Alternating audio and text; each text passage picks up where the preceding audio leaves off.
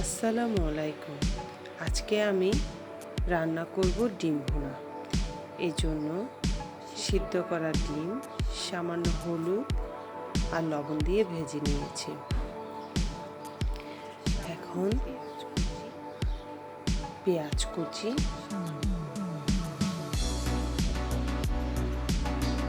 এবং রসুন কুচি একটি বাটনাতে থেতো করে নিই।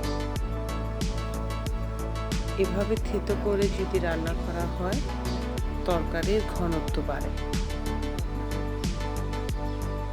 অর্থাৎ তরকারির যে ঝোলটা থাকে সেটার ঘনত্ব বাড়ে।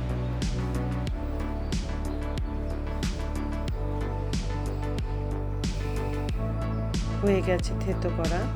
এবার একটি ফ্রাই প্যানে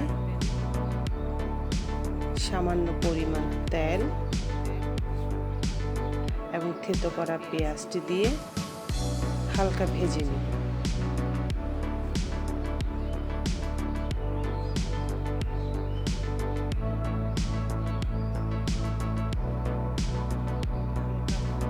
ভাজা হয়ে গেলে এতে একটি টমেটো কুচি দিয়ে আবার নাড়াচাড়া করে ভেজে নিই।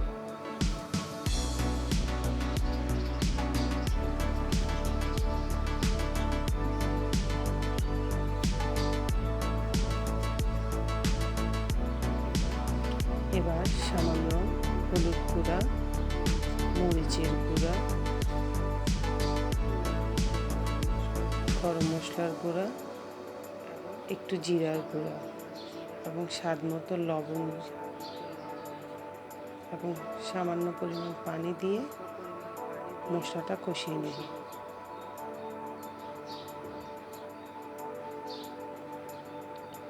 মশলার উপরে তেল উঠে গেলেই বুঝতে হবে মশলাটা কষিয়ে গেছে।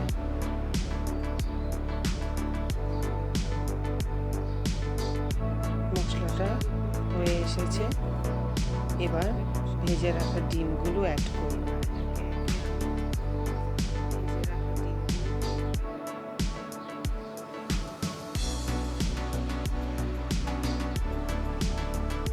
সামান্য পরিমাণ পানি দিয়ে 5-6 মিনিট কষিয়ে নেব।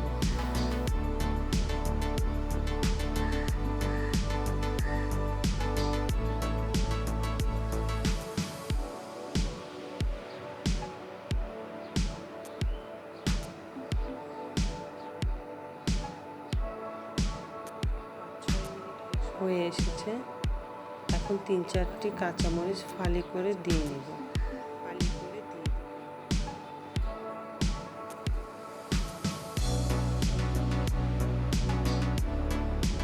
এবার একটি ঢাকনা দিয়ে আরো 2-3 মিনিট কষিয়ে নেব।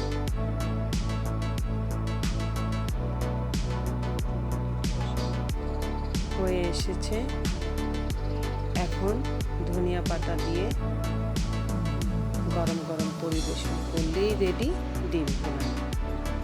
যারা এখনো আমার চ্যানেলটি সাবস্ক্রাইব করেননি তারা করবেন এবং আমার সাথে থাকবেন। আল্লাহ হাফেজ।